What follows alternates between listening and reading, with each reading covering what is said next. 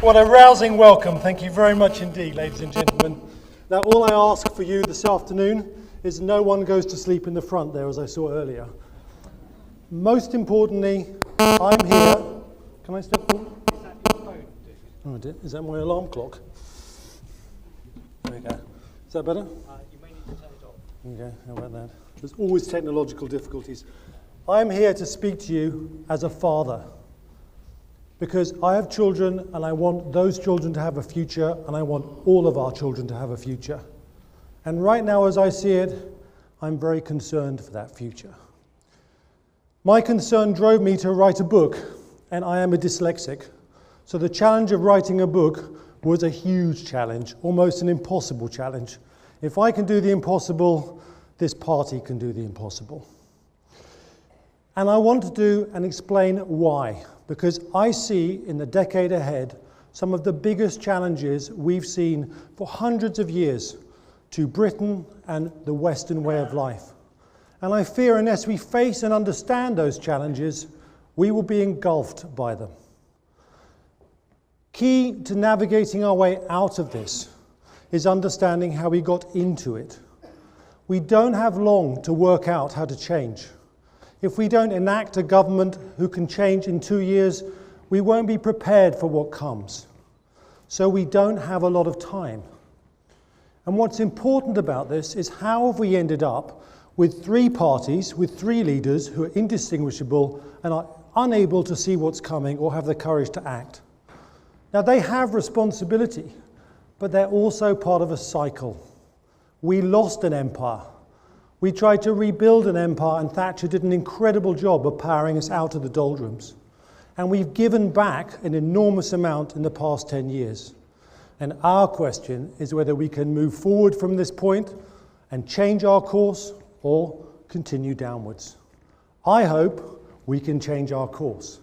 But we can't do that without understanding how we got here, where we are, and where we're going. So if I may indulge 30 minutes of history, of current geopolitics, and future qualities of leadership, perhaps we can explore this.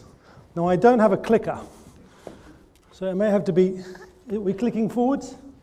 It's all going to be a bit manual, I'm afraid. What's the manual button? Can I signal you and you can just... Okay. So the key to this is understanding Britain in the world around us. We can't act in isolation, and we actually have the capability to have a disproportionately positive influence on events in the bigger world. Because we built an empire, we lost an empire, and we love our history. And I'm going to keep coming back to how history can teach us things. So we will be looking at the past, the present, and the future, all in the next 30 minutes. I had to ask myself the question, does history repeat itself? And I think all of you are old enough to realize that things do repeat over time. And everyone tells you it's different, but actually many things are not different. Our ancestors have gone through cycles, we go through cycles, and if you can understand those cycles, you have a chance to master them. I called this the 5 stages of empire, not because I was an imperialist, but because empires are the biggest social structure we create. If you understand an empire, you can understand so many other things as a fractal. This curve is a curve of a power curve of an empire. It starts at the bottom here. Can you see over there if I migrate over this side and point? It starts here, it goes all the way up, and it ends up here. Oops, I'm whining. This could be your life. You're born completely helpless. And if you're lucky to live to old age, you'll die on the right-hand side. Between those moments, you will have energy and you will have knowledge. And that combination gives you the ability to go out into the world, build your home and family, mark an influence on the world until you peak. At the top of the curve, you will wake up one day. You don't realize which day it is. And that was the peak of your power, of your influence. You will go about your affairs on that day as if nothing happened. But you will slide over the top, slowly but surely, until something irrevocable happens and you realize you will not get back up there. Your life has changed and you're in decline. You can manage decline consciously or you can deny it. I think consciously understanding it means you have choices. That's your life. Understanding your life lets you understand bigger systems, the biggest. And now you have a chance to have an opinion. So the way the system works is it in the blue, it regionalizes, it learns the best practices of the outside world, and it builds itself, driven by demographics. It moves up the curve and it powers into the world like a teenager who's finished their studies, and it makes its mark on the world and it builds. And it builds very quickly until it gets to the upper dark blue color and it reaches maturity, where tolerance and integrative behavior are the norms of all of the civilizations of man. It then peaks and it moves into overextension, the first red sector, where it can't afford to live, but it doesn't know it. And then something irrevocable happens and it enters into decline. Now, are you wondering where we are on the curve? Yes or no? Do you know where we are? Do you think we're in decline? Are we in big decline or little decline? Right, okay, here's the good news. We lost our empire in 1955. That's that end of the curve, and we are now rebuilding ourselves. So let's have a look at the history that we're very proud of. Dreadnoughts, battleships, sea power.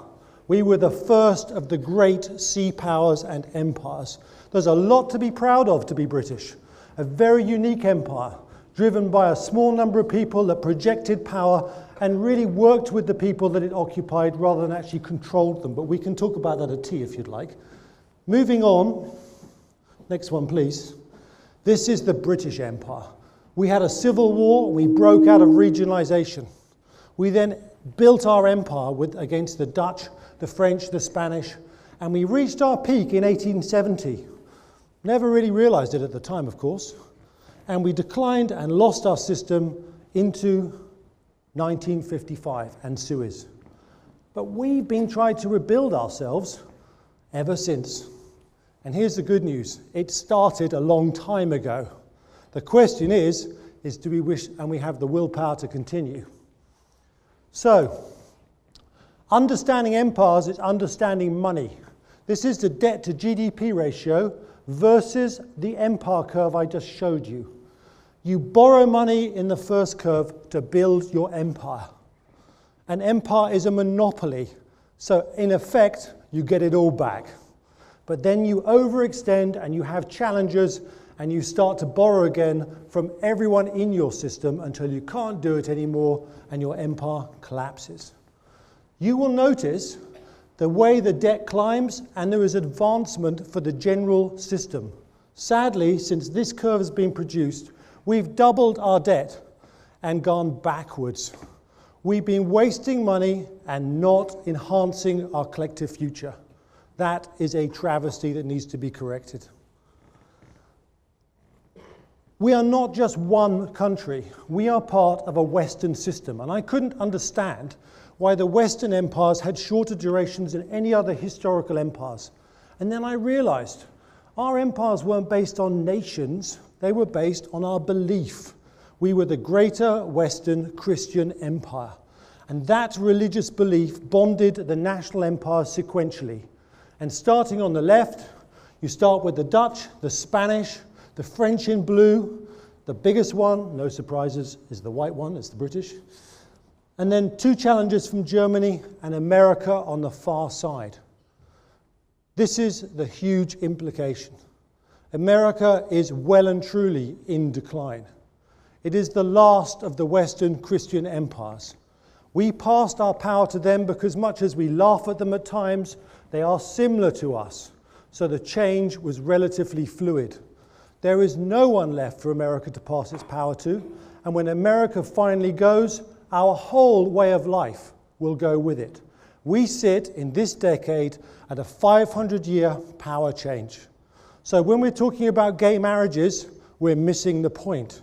We should be talking about how we create a system, a country that is able to survive these changes with the implications I'm about to describe to you. To do that, I'm going to take my 5 stages theory and I'm going to go and look at the present, if you could please.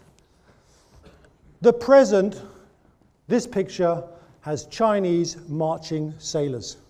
If you haven't worked it out, China is rising. in the most profound way. I represent that rise by sailors because it understands it wishes to replace America as a global sea power as America replaced us. This isn't something that's going to happen in 20 years or 30 years. It's been happening for 10 years, and they are doing it right now. And the aggression in cyber espionage and the whole strategy around the Pacific Basin is the same manifestation that we saw in the 30s and early on in the 20th century. It is the same pattern that, if not met with confidence, with economic security and strong defense, could have the same terrifying implications. So let's look at why I think this. If you could wind it forward, please. I'm going to look at this picture because I know you're feeling left out over here. Excuse me, over there. Right. I need you to understand in a short period of time that age and demographics are the same for a person versus a country or an empire. If you expand, your policies will be expansive. And if you have contractive demographics, you are old. Russia is old. Japan is old. We are very marginal in our second reincarnation. That drives where you are on the cycle I showed you. And as you grow, you need commodities. Please take away one thing. People go to war for one reason: resources. They don't go to war for anything but resources. But what they do is they polarize their people, which is this one down here, in such a way as they will work together to win that conflict. And that's where religious belief and nationalism comes in. It's a secondary function of needing resources. And China needs resources like no nation on earth does today. Moving around the corner, polarization is a road to war that leads to conflict. And I do believe the road we're walking on is no different from the early 20th century and the 30s. And we need to understand why and what we can do. Key to this is demographics. Japan and Russia down here, flat as a pancake. That's why I say they're relatively inert, despite their best attempts. America is predominantly inert with the European population, and immigration will only make things worse for it. And climbing up the curve, there is China. China's demographics are immensely positive until 2025. We've got to survive until 2025 as they rise and move out into the world. It's very important to understand. After that, we have time. Before that, we don't have time. And India is behind China. Can be an ally, but no ability to change events. Next one, please. Looking at the world, understanding where we are, regionalization, Africa, the Middle Eastern civil war will go on for years until they, like we did and America and China did, complete it to decide which entity, which values win. Our foreign policy has to understand it's not our civil war, and how we interact with it is dangerous. Latin America and India are relatively benign but need to be watched. China is climbing up the blue curve and has been doing it since 1996. This is not a yesterday event. And on the other side, there's America sliding down, and over here, Europe is doing something very strange, which we will come on to. Europe. Regionalization is driven by expanding demographics. It agglomerates small into big and gives them advantage. Through a process following the Cold War, Europeans think you can force countries with negative demographics together and it's going to stick. There is no issue whatsoever that Europe will tear itself apart. We won't have to leave it because, in my opinion, it's leaving us. It's leaving everyone. What we have to do is bail out of the sinking ship before it takes us with it. There is a real sense of urgency.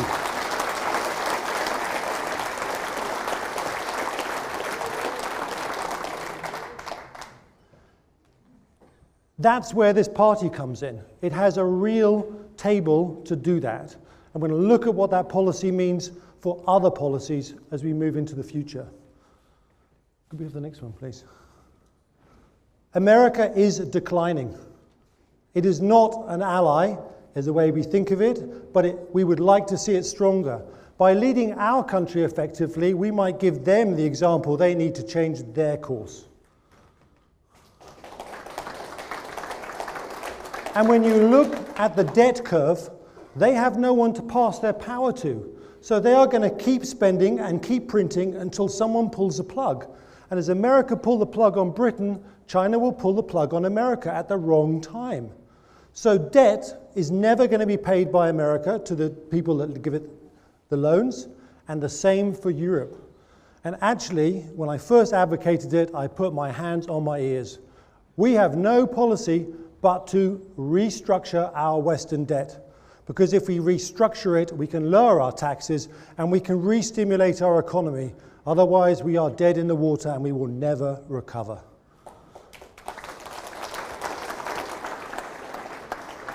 Does this sound like someone's party agenda? Next one, please. Right, let's have a quick look at the challenge of Asia to understand what we're dealing with. Next one, please. Asia didn't just pop up. China isn't just suddenly there. It started with the Japanese. They were much like the Spanish. And the Chinese are like us. They're a sea power, they're industrialized, except for they're demographically really powerful. And you've got to think of India like the French. Lots of aspiration, but they won't manifest their power the way they think. Okay. Next one, please.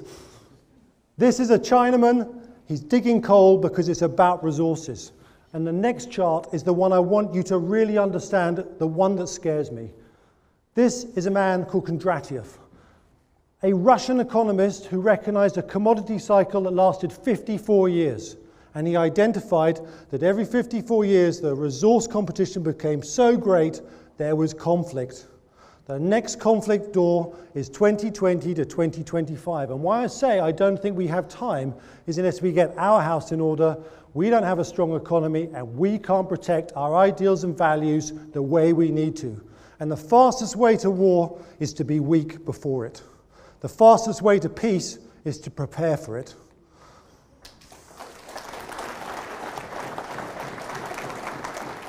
America currently rules the waves with carriers, as we once did battleships. But if you look at the PLA, they seek methods to remove this power source, and they are doing it in front of our eyes. Pick up the internet and look at their ballistic missile systems designed to take out carriers. This is a well-developed arms race that most people are not aware of. If you go to Portsmouth, I dare you to find 2 sailors from the Royal Navy who look this intent. And there are 250,000 sailors in the PLA. They mean business. And that means we need to get our house in order quickly so our children can live peacefully. So what does our future look like? In effect, I mentioned to you the Thatcher era was the first impulse to start our regional cycle again. And it was a phenomenon. In truth, I think she was an aberration. We were lucky to have her. And we have squandered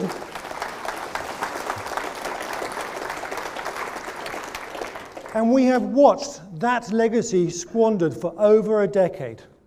And we now reach this point. And this isn't a we would like, this isn't a could we have, this is a must-have moment.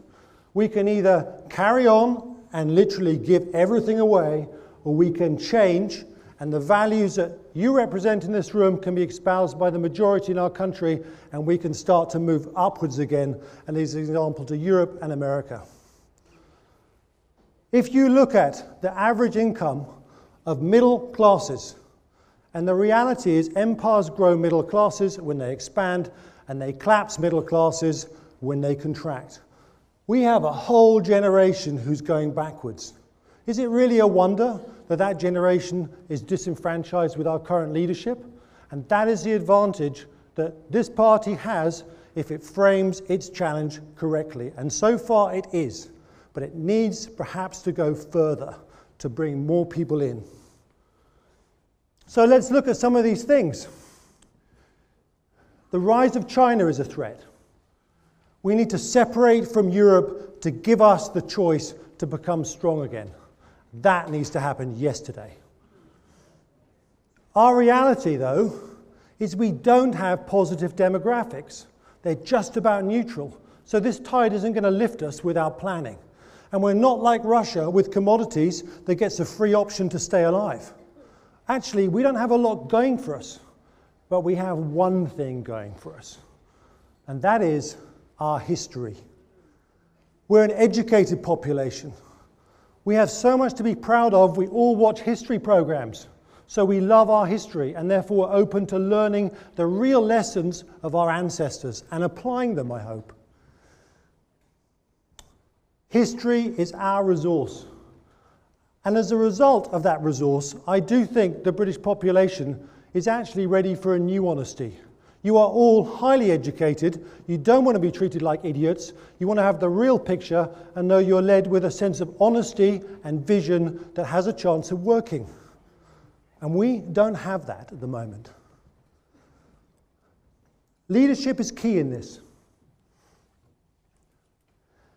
I couldn't help but study the way empires grew and collapsed. And here's the real shock. Empires are built by individuals who go out and take risk. They're effective. They build their own empires. They become wealthy. They return that wealth to the empire or the group, and then they end up leading it in politics. And those people tend to be a little maverick, a little different, but they are seriously effective, and they change the lives of the society they live in. But then as you get to the top, and the institutions build, they become untenable, too different, and they become pushed out until the types of people that lead the decline have never built anything, but come from a political class and don't really know how the world works. That's the reality we're in.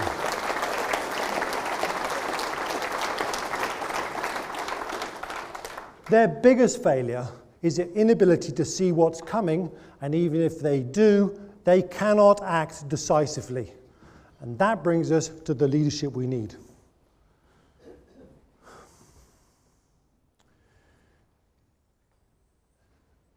UKIP has been a party of protest. I watched that protest, and I'm fascinated to watch its success. But there's a transition that needs to be made, and I think UKIP needs to be leading this country at the next general election.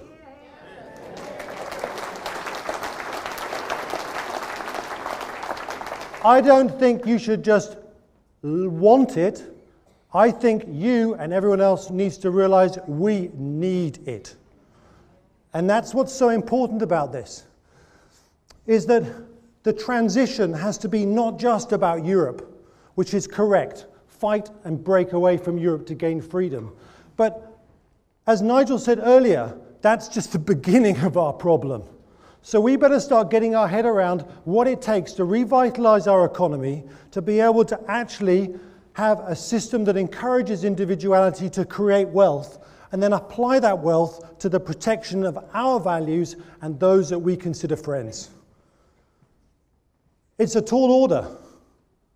Believe me, are our chances of doing this high? No. But I do think we've come to this stage in our society when something really magical could happen. It started, and the trick is to continue it. So I'd like to talk about a few policies that you might want to consider. The first is, and I humble myself in suggesting it, a lesson from America, our younger cousins. Up until that time, all of the European countries had their population born into the nation they belonged to. But America was a population of immigrants from every part of the world, yet they bonded to become American. They represent the first inclusive Western society. They did it by sharing their values that transcended their birthrights. They had a constitution. And Britain now faces an environment where not everyone who lives here is by gene British. But anyone who lives here needs to understand we have beliefs and values that we believe in strongly, and if you wish to share them, you are very welcome to be here.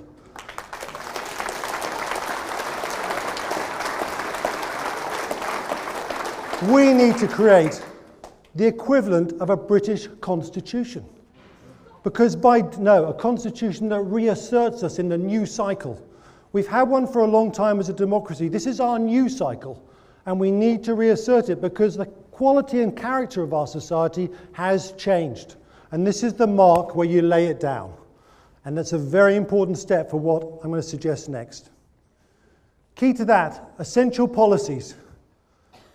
Are you all familiar with inflation and what it does to you?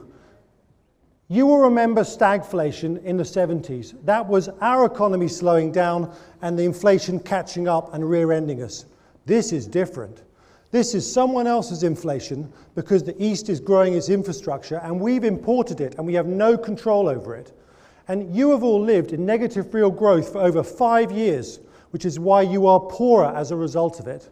Unless our growth outstrips the imported inflation, we're finished. And we have to do that really quickly. So it's not an option of having 3% growth or 4% growth. We need big numbers and we need some dramatic actions to create those because otherwise we are dying inch by inch. And that's why our middle classes are being squeezed so heavily. And we need to be prepared for this inflation to return soon and with a vengeance, I'm afraid. Debt. Quite simply, I think Britain should restructure its debt before anyone else. Every Western country will have to do it, and it will default at the worst time. Do it by choice. It lets you lower taxes. It lets you re-stimulate the economy.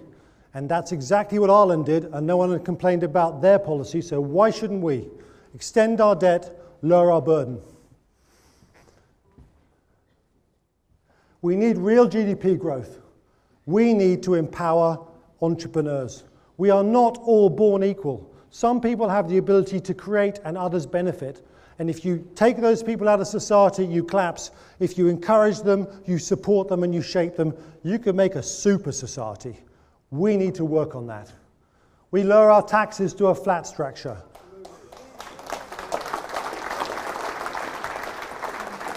I'm feeling like a politician up here, sorry. And we also need to attract foreign capital. If you do this first, the foreign capital comes first and you end up with a super boost. We came off the gold standard before America and Germany in the 30s and we benefited enormously. The first mover advantage is huge. Out of Europe, flat taxes, restructure your debt. And another thing, why can't we lend to small businesses these days? Seriously, how does this system continue? I come from finance and I'm appalled at the bank's inability to encourage small businesses to grow. That's where your fertile roots for entrepreneurialism are, and they need a really good kicking to make sure that happens going forwards. I've almost finished. Energy policy. Why has America had a shale gas revolution and we haven't? Can anyone answer that one for me? And defense. Okay, all the bogeymen are coming out. Right, I'm going to talk about defense, probably my hottest topic. We were a sea power, we have destroyed our navy, and the Chinese are building the most powerful navy the world's ever seen. Bigger than America, Britain, anyone. What we do have, though, is amazingly, we have some of the best technology anywhere in the world. We have the best Type 45 air defense destroyers. We have the best submarines.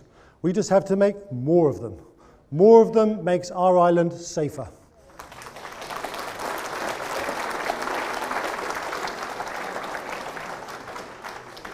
So my last slide. One of the reasons why we are currently led by individuals, how can I say this politely, who shouldn't be there, is because our society has forgotten what real leadership is. And it suddenly struck me, you will remember real leaders, whether you agreed with them or not. But this younger generation have forgotten what real leadership is. So I tried to create this image, and I called it iconic leadership. Iconic because you learn from the people that you remember. And there were 4 principles. One of them I heard today, which I love to hear. When you lead, you serve the people you lead. When you choose your leaders in any part of life, if those people serve themselves, they are not leading you. Leadership is a form of service. It's really important. You ask, does this person tick the box? But the next thing your leader needs is vision and good judgment in choosing which vision they follow. So you need vision and judgment. And then you need courage. Because pulling us out of where we are is going to be hard work. It's going to be tough. It's going to ask questions. And in a society that gets information instantly, only the strong and courageous are going to make that work. And that's beyond one individual. You need a group of people, which comes on to the type of people that need to be attracted into the party of governance that UKIP, I hope, will become. And that is people that have built and achieved, that come from outside the political framework and know how to build something and can do that on the basis of a country. And next, a leader needs to empower its people. We are not a dictatorship. We never will be. The qualities of individuality make British people and our values very unique.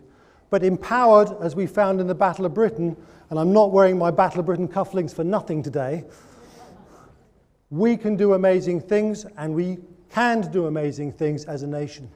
It's also important to remember the lesson of two people. Thatcher and Churchill were crisis leaders. I have incredible admiration for what they both achieved. And they weren't perfect as human beings, but they dragged us through and out of impossible situations. But they both made a mistake. Society demands heroes and leaders in crisis, but once it gains stability, it requires collective empowerment. So there are two phases of leadership we need. Crisis leadership for our survival, and we mustn't forget that when we're out of the crisis and into the steady state, we need a much more empowered form of government which brings everyone in, which prevents us swinging back into trouble again. And that's a vision I would like to leave with you today when you think about our future. Thank you very much.